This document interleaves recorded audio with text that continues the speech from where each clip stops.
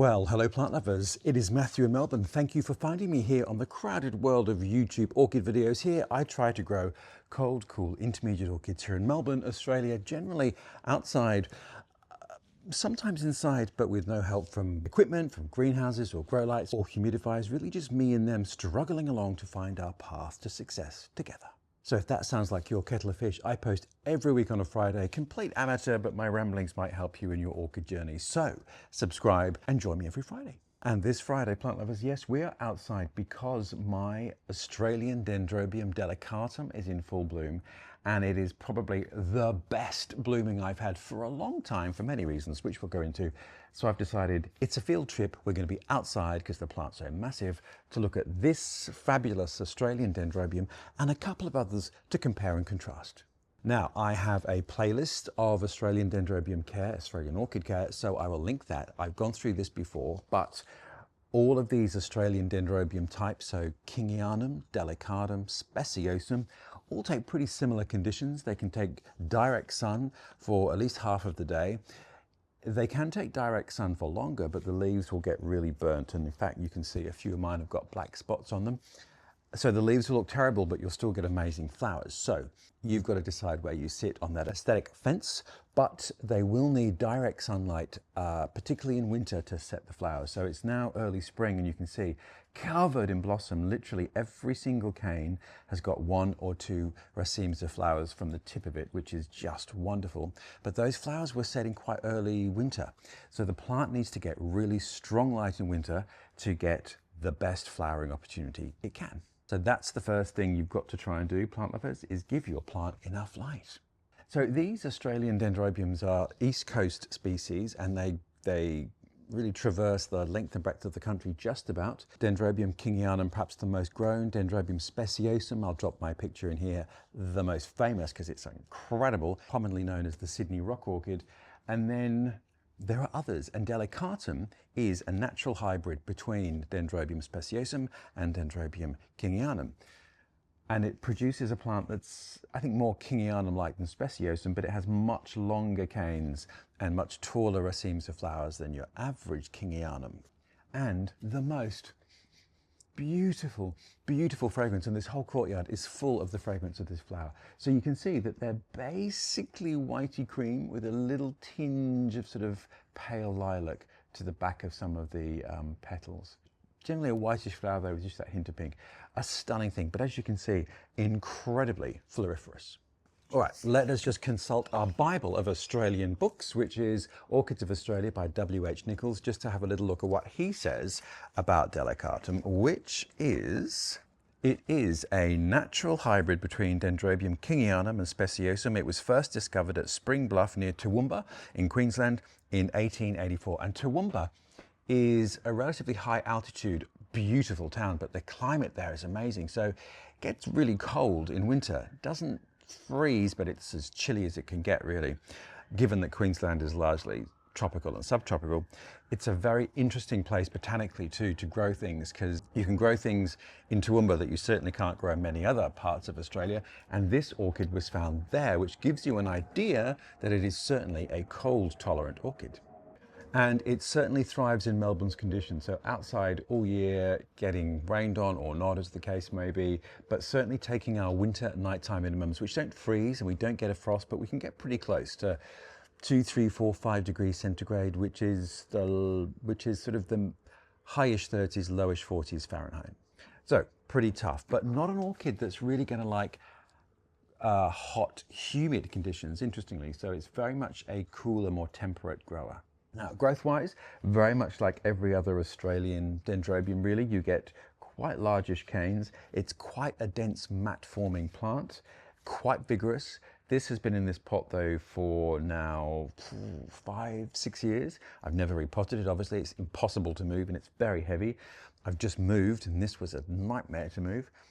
But I actually think the moving of it has really helped the flowering this year, because where it was placed in our previous house, it had started to get really quite overshaded. And so giving it the light it needs in winter was getting more and more difficult.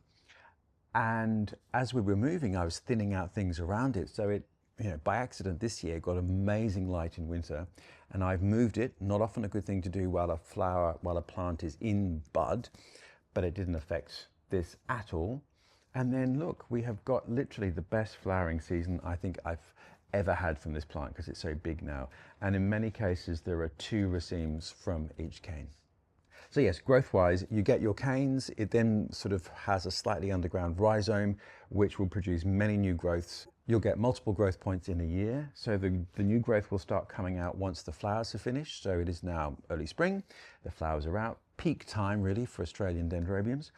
And then the flowers will die, and you can see that there are spent flower spikes here, which I have not removed, plant lovers, because this plant has been quite hard to get at. So once the flowers die down, the plant sort of rests for a little bit, and then it will start to produce its new growths. And like with many plants, that will be the time to really ramp up the watering and the feeding if you're going to.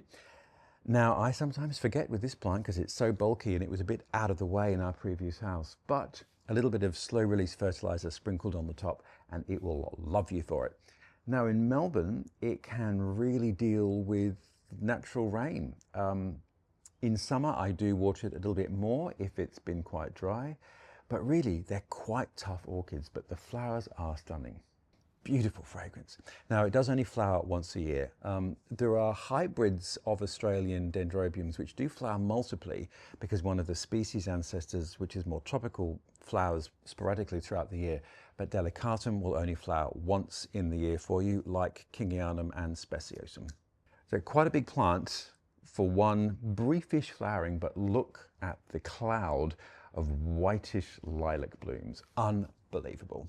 Now, the other thing this type of orchid is very prone to, so particularly kingianum, is it produces keikis. And a keiki is basically a baby plant at the end of a cane. In fact, you can see one right here. And that has just snapped that off. There you go. So we've got those little root niblets at the bottom there, you can see. And there's quite a chunky cane. Now, with many orchids, if they produce keikis, it's often because they're getting too much water, not enough light, and they're not that happy. Whereas Dendrobium kingianum and its hybrid relatives naturally are very prone to keiki. So don't think you're giving it the wrong conditions if your plant is very keiki prone. Not at all. That's just what it wants to do. Which means you have lots of plants to pot up and give away, should you so desire. This is literally so easy to propagate. I mean, those roots are not that developed, but if I shove this in a little small pot with some medium bark, it will take off, and within a year. In fact, I've got one over here to show you, which I'm actually getting rid of because I've got too many orchids, but you can see I shoved the canes in, and what you can perhaps see there is that purple spike just emerging, which is a new cane. So I shoved in, I can't remember now, 1 or 2 of these anyway. It is grown like bilio. And what I'm going to do with this is I'm going to gorilla plant it in the fork of a tree near our new house. And in fact, you can see it's already producing keikis, even though it's an immature plant. So propagation-wise, very, very easy, just from keikis. And of course, because it is essentially a clone of the mother plant, you are sure that you're going to get exactly the same flowers as the plant it came from. Mr. Nichols makes the point that you can very easily pot these in the same potting mix that you would use, or same medium you use for cymbidiums. So for me, for all of my Australian Dendrobiums, I actually use out of the bag orchid mix, which is a medium bark with a little bit of more granular sort of soil in it. So the equivalent would be maybe a medium bark with a handful of regular potting compost mixed in with it. Naturally, these orchids are lithophytic, sometimes epiphytic, and sometimes sort of opportunistic, almost terrestrial-like. So generally lithophytes though, and they can really take harsh conditions. They can be in quite a lot of direct sun, and they can often go quite long periods without water. So a very tough orchid, and an easy one to grow outside in Australia if you are not in the wildly tropical parts of the country, or a part of the country where you get frosts. And if you're growing this inside in a different part of the world, then the thing is, the most important thing is to give it as much light, direct light as you can in winter to really promote the flower growth. So that's Delicatum, the most sensational of plants. And I bought this one at a flea market, and it has just gone gangbusters every year. It's one of the first orchids I actually bought, and it's so satisfying because it's so easy to grow and so deliciously floriferous. Anyway, the fragrance is gorgeous. It's filling the courtyard, and the best display I think I've had for years. But now I've got a few other things to show you. Look at this beauty here. Now you can see how related the flowers are, but how much bigger this is. So a lot of hybridization has been going on to produce different colors, different forms, larger flowers, different size of plants. So this one is relatively squat, so this would have much more Dendrobium kingianum blood. But look, the flowers have been selected for their size and their color. A really, really beautiful magenta to this. And this is a form, a cultivar that doesn't have a name, but it is a mix between Class Windsor Downs and Lookout Sarah Marie, goodness me. And there are so many Dendrobium kingianum-esque hybrids out there, literally hundreds and hundreds and hundreds, probably thousands actually, with new ones basically every year. So a great place to go and see them is at orchid fairs, and I bought this, I think, at the Oscoff Orchid Spectacular. I'll put the link to my video there. It happens once a year in Melbourne. Really, I think the best way to buy these orchids is to find one in bloom, because you'll know exactly what you're getting. And this one has a bit of a muskier fragrance to this, which is lighter. A bit more hyacinth-like, but this is still gorgeous. But I just really love the size of the flower and the depth of the pink on this one. Now, we've also got here to show you this. So this is a dwarf Alba form of Dendrobium kingianum, which is one of the species ancestors of this. But you can see how small that plant is, even compared to that, and obviously then compared to that. So a lot of these plants have been selected for their small form. So if you don't have much space, a lot of the dwarf forms of Dendrobium kingianum and their selections and cultivars thereof are really great. So you can see here you get a sense of the growth habit sort of in miniature, really dense pseudobulbs, slightly rhizomous growth, produces a new growth from the base which will emerge. You might not get flowers from the first year of a new cane's growth, but the canes are capable of flowering multiply. So this plant, for example, a lot of these canes are really quite old and they will continue to flower. So the name of the game also is don't trim dead canes off this type of orchid unless they are dead. And you'll know they are dead, there's none here to really show you, because they will go a sort of an ambery brown color and look very desiccated. Whereas these are, the newer ones have a sort of a purplier hue, the other ones are a bit more sort of silver green. There you go. So yeah, don't trim the canes because they can keep on flowering for you. And this one also has a very light, delicate fragrance like that, but it's a much purer white, and the flower is a slightly different form. Let me get out of the way, then it will focus. There we are. Then it's Delicatum friend. But you go from the really small to the really large. So there literally is an Australian Dendrobium for everyone. And then lastly, look at that beautiful flower there. I'm going to get out of the way and it will focus for you. Look at that. Those whispery whiskers, isn't it wonderful? So this is Dendrobium tetragonum, and this is, I don't know if this is a named cultivar, it's hard to read the label, but one of the parents is a cultivar called Babylon Lime, and you can see that it is a sort of a limey yellow color. So tetragonum is another species, but look at the pseudobulbs, look how shaped those bulbs are. It's quite interesting, isn't it? Slightly different form. Much more pendulous than these sort of kingianum-y types, and a very different shape to the flower.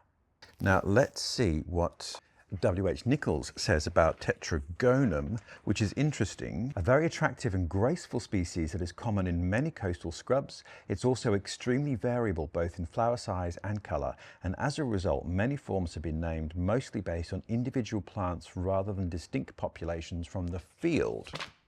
So clearly a lot of variation in the flower, and you're going to get lots of different colours, but I am really thrilled with the shape of that. It looks more like the Papua New Guinea Dendrobiums. So I am really happy with that. This was a seedling I bought a couple of years ago.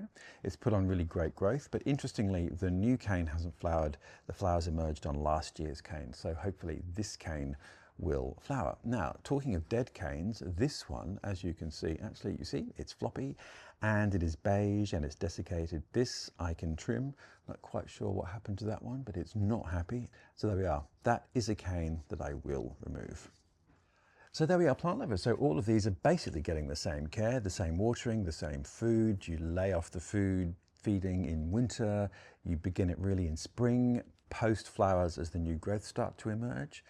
All of them are pretty tough, the kind of orchid that you can go away on holiday and not worry that much about.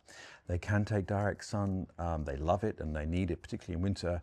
Too much of a good thing, like anything, will damage the leaves, but they will still flower for you, just look a little scabby. But so many forms and varieties for you to look for. And if you're growing them indoors in a cooler climate than mine, then just make sure you're giving them enough light in winter to stimulate the flowers.